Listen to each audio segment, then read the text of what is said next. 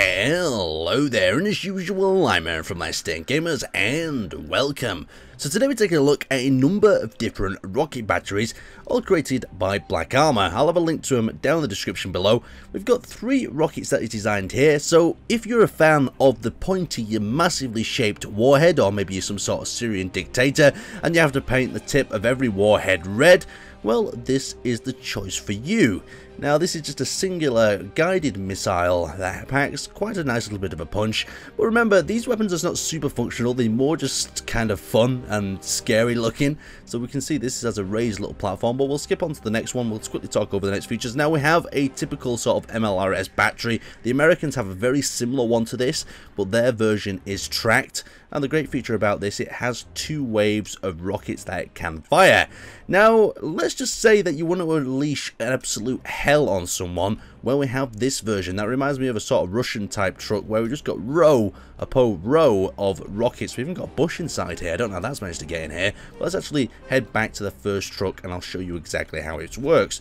So the whole reason that these sort of trucks were developed in real life is because they wanted to have ballistic missiles that could be moved around in not just one position. So when it comes to bombing them, they're much harder to find. In Space Engineers, that's not super important. You can see we've got this button that will actually lower us down here because these things can get picked off just as easy, and the chance of actually crashing these is probably pretty high as well. So we just need to climb inside here and access the cockpit if we can. There we go, access that. Now the first button that we can actually press is 2. That brings up the little ramp that has allowed us to enter inside here. And if we press pre, we can actually, well, not pre, P, we can actually move this truck around and we can deploy it to various different locations. And the great thing about this one is once we've aimed it, we'll target our city that is already in ruins over there. So we'll just aim it at this, we'll activate our parking brake. Now we've activated a parking brake, we can actually activate our launch arm. So you can see the missile is actually going up, raising up into the sky. And if we press our secondary button, we can change the arc. So for instance, 8 will stop the missile from raising up, and we can actually launch this by activating the remote control block. So the remote control block is pressed by 9, and once we've done that, we can actually activate the camera. So activating the camera, we've got like a little crosshair target system, and back to F8 will launch this missile away. So pressing 2, you'll see it powers up and actually launches in the direction of the target, and we now actually have to manually control this in. So if I just actually bring my camera over to the target area and then I switch back to the camera, we're going to bring it down on a steep arc and we're going to target that building there. So we're going to try to bring that into that place. We can see the missile actually coming in and impacting the target low.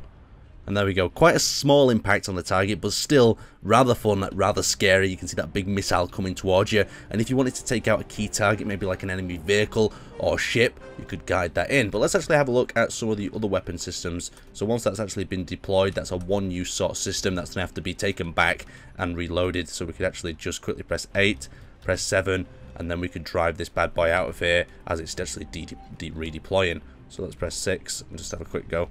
There we go, we can retreat this back to a sort of semi-frontline position where we can rearm it and reload it.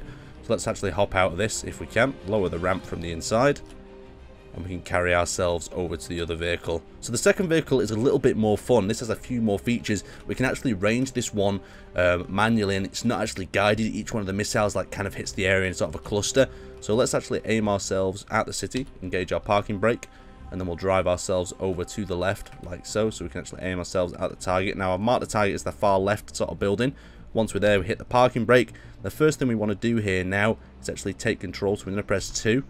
2 will raise up the missile battery, and 3 will take us in control. But first we just want to skip to the second menu and raise our little legs up into the air if we can, if possible. So we'll press double tap on that, and we'll double tap on that as well, and that should raise our legs up, if I'm pressing the right buttons, that is. If I'm not, then it simply does nothing. There we go. So 4, simply press this one again until it raises them legs up. So both legs have been raised up on both sides, giving us a very stable sort of firing position. It's shaking a little bit at the moment. And we've ranged our rockets. Now to range the rockets, you can see how he's given the information on the gyroscope, so we can change that to the different targeting coordinates. So if we press K, for instance, and we find that gyroscope control, so let's have a quick look. So missile gyros is what we want, and we can set the pitch here to one of the different settings. So if we just double click on that, we've overset it now, so we need to set this back to 0.0620. so if I double click on that, we should be able to get it. There we go. So 0620, so 6 to 0. So that should be the range of the city. And now all we have to do is activate our remote control block where we press 3. And now we can begin launching the various batteries from this craft itself. So first off, let's launch the first wave. So that's going to be number 3. So first number 3, you can see they're launching 4, 5, 6, 7, 8, 9. So that's all batteries being launched away from the actual launcher. And you can see they're heading towards the target. So the arc of them gyroscopes should bring them into the target area unless Aaron's miscalculated it. And it looks like Aaron may have miscalculated. He's dropped the shots a little bit earlier. I was aiming for that building just there. But you can see the sort of damage that MLRS battery is going to do. Very nice indeed. Let's head back to the launcher itself.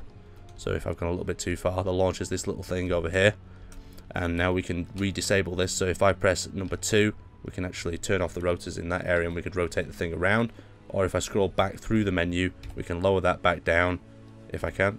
Lower that back down, please. Why is it not working? Oh, we're still on this. Lower our little turret back down. Go to menu 2. Switch these pistons back to 0. Back the other way. 1. So back. There we go. Back the other way. 1. And we can lower the vehicle back onto its wheels. And easily get out of this location. Relocate. Rearm.